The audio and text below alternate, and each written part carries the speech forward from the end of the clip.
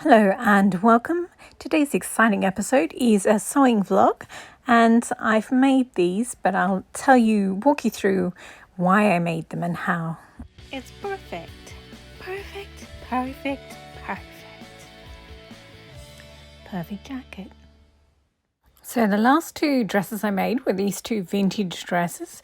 The one with the straight skirt is this Simplicity one, 8980. It's an all-in-one slim fit, so sort of a pencil skirt, but it's all-in-one. So there's no waistline on the bodice, between the bodice and the skirt. And the front is a quilting fabric with bugs and birds on it. And the back was this sort of really big flower print. And yeah, I've had a lot of questions about pattern matching from both this dress and the other green one there with 3 different fabrics on it. So I'll make a separate video about pattern matching and pattern clashing. But then anyway, after I made that slim fit dress, then I made this Butterick one from 1952. It's Butterick B6018. And yeah, the one in the middle is the one I made, but the dark green one is also the same one. It just shows you the back view. And so I really love both of these, but you can't wear a couple of... I like dresses better when, like, I wear them more often if I can put a couple of layers underneath. With these two, you can't really wear anything underneath it, so it limits how much you can wear it. Like, you probably couldn't wear it all year round unless you also had a specific cardigan and things like that.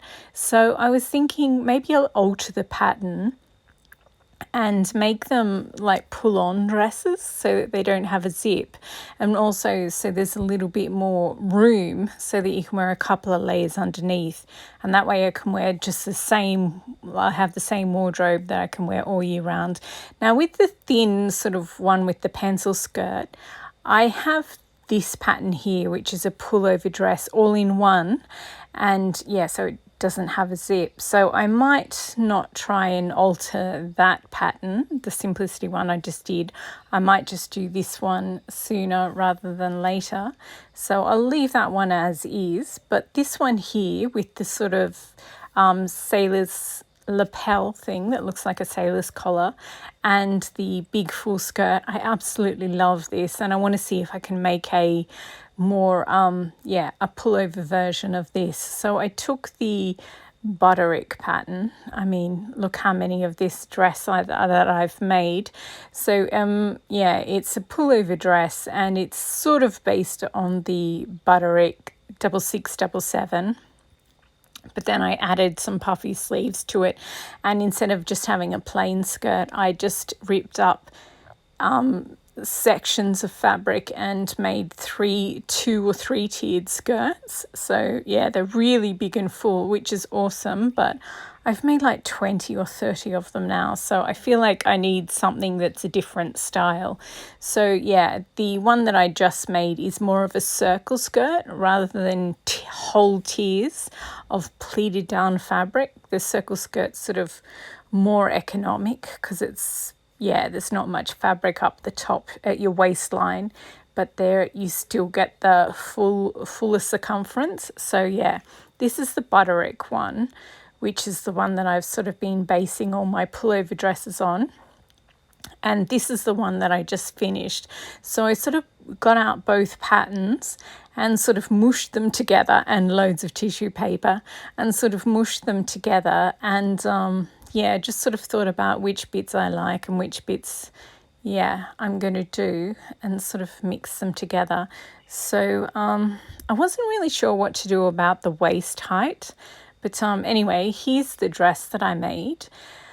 It's got 6 panels in the skirt. The original one, the pale blue one, has got 8 panels, and you do need the full 8 panels in that blue one because they go right up. Like, it's got a really high sort of an empire waist. As you can see, it's right up there. So you do need all 8 of them because they sort of go out again at the top, whereas these ones don't. So I made 6. So basically there's no seam right down the front or right down the back. And yeah, the 6 worked, but I think I didn't quite factor in 6 sets of seam allowance, well, 12 sets because each side has one. So they're a little bit out. So as well as the 6, I also had to put little inserts in each side. So if I make it again, I'll just make 7 and yeah, 7 panels for the skirt, and that way it'll be even fuller. And yeah, so that's what I have to do for the skirt. Now the sleeves, I love this sleeve here, but as I said, you can't really put any layers underneath it. So I went with the puffy sleeve, so you can wear a couple of long sleeve t-shirts onto that easily. They are a bit shorter than the green one on the rack has longer sleeves, so it's the full puffy sleeve, whereas that's all the fabric I had for that. And I really do love this, and I was tempted to just make it wider, like use a larger size, but yeah, I didn't, just because you need, like, the way those cuffs are made uses up so much fabric. So I think I will for 1 or 2, but just as I was ironing out the kinks of everything else, I thought I'll keep the sleeves as a puffy sleeve because, yeah, I've worked out the puffy sleeve. Also, there was just enough to do a puffy sleeve, like the shape left of fabric, the scrap of fabric left was just the right shape to do a puffy sleeve. So I was like, oh, it was meant to be. So they both have the same amount of fabric in them, these 2 dresses, amazingly. But yeah, they're quite different, the patterns, because as I said, that one has 8 panels, the skirt, and this one only has 6 plus the sort of gussety insert bits. And they look okay. They mostly because it's a super loud fabric. It's a leftover Christmas fabric, but also the way it falls, it sort of just looks like there must be a pocket there. So maybe later I will add pockets. I'm not a huge fan of pockets, but yeah, maybe I will. The other thing, so yeah, I'm still not sure about the waist. I do tend to wear my sashes and belts low slung like this. So it's fine when the belt is low slung. But yeah, if you wanted to cinch it at your natural waist, then I do think you would have to crop the bodice a bit more and add length to the skirt. But yeah, that was too much of a hassle, and I quite like it the way it is. So I decided to leave it the way that it is. The other thing though is the top. I mean, this bodice is always going to look baggier than the other one because it's a pullover. But yeah, I did sort of transfer the lapel length and type, but it's just not working on this one. I think I need to sew up higher, up above the bust, because at the moment it's sort of below the bust. So yeah, and I need to alter the lapel line. So yeah, flatten it out so there's less fabric. So I'll make another one and make those changes. So I was going to make one with just a regular 7-panel skirt, but all the fabrics I have are directional. So I was like, oh, maybe I'll just, there's no real reason to have 7 panels. I could just have 1 front panel and 1 back panel. So that's what I did. And then I used the leftover fabrics to make little inserts, like a little triangle at the side to add more circumference to the bottom of the skirt as well. So yeah, because I was trying to find something that works for a directional print, because the other one I made, you sort of have to angle it on a non-directional. So yeah, these are my little inserts. As you can see, they're upside down. I don't really see it because they're just inserts. So all you can see when you're standing is the front half of the skirt, the front piece, which is a quarter circle, and the back piece, which is also another quarter circle. So it's all up. It's about half a circle skirt. And yeah, then you have the insert. You can only really see them when you're walking. So yeah, I was okay with that being...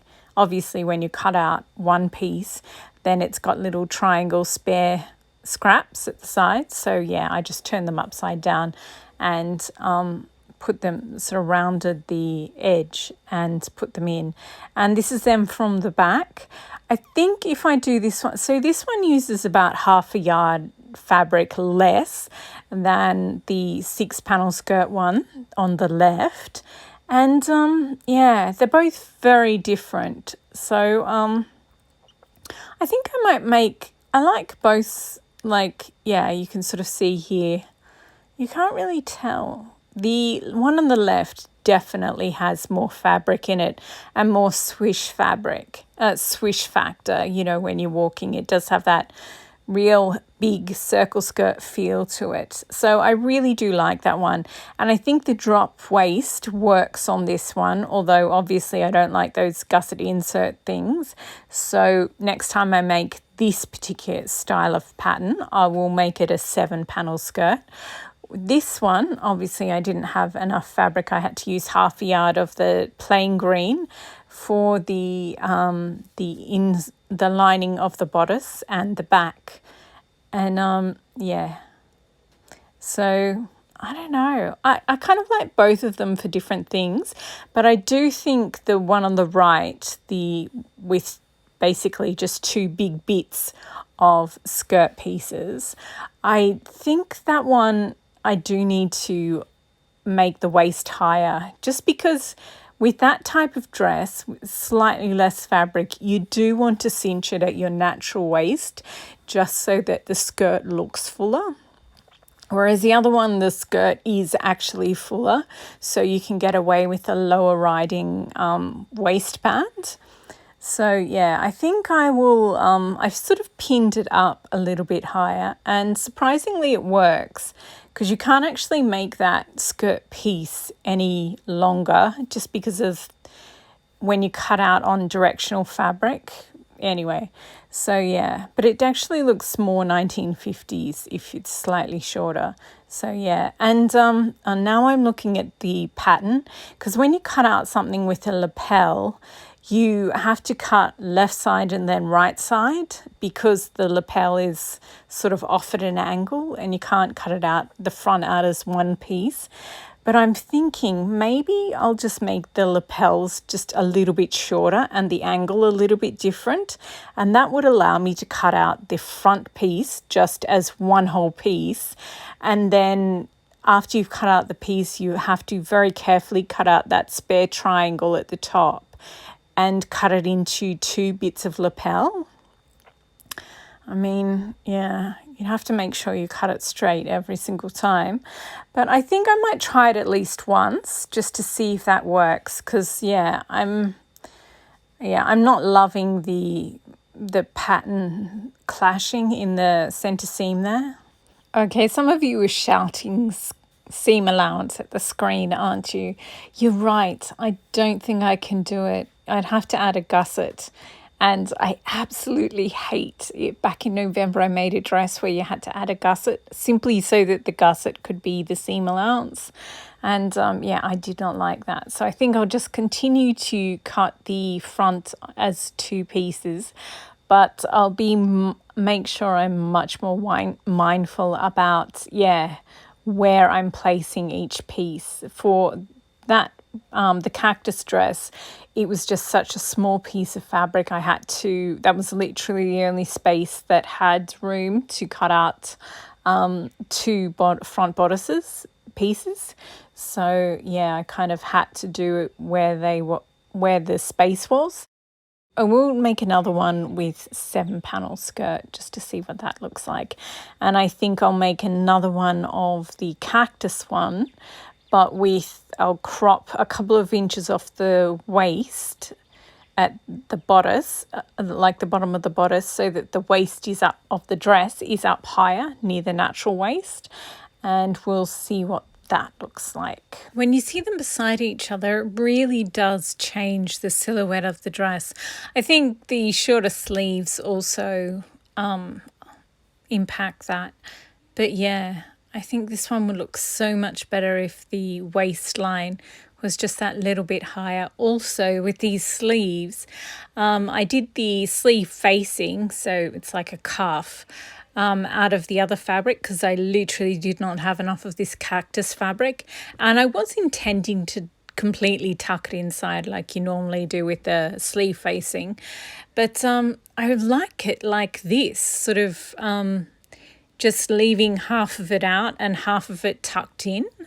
I think it sort of ties in the lapels, and also because I've used the plain green on the back, I think I think it would look really cute if you just have that green ring around the edge. So I did go ahead and cut the next 2 dresses, but I took so long editing and narrating that whole first section that I don't think I'm going to have time to sew 2 whole new dresses. I think I'll just leave it here for now, and then the next sewing vlog.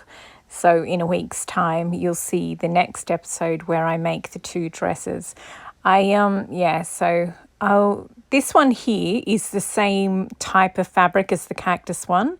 It's a cotton canvas drill. I'm not even sure why I bought that sloth fabric, but I did, and I'm so glad that I'm finally using it.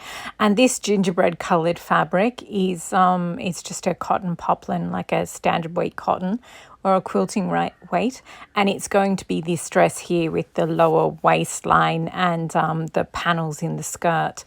And it's going to match my gingerbread jacket. So I'll finally have a reason to, I don't need a reason to finish it. I just should. But anyway, yeah, so they will be the next 2, but in a week for now. But the next episode you'll see will be me finally making my Italian tweed into a jacket. And then the one after that will be an episode about pattern matching and pattern clashing.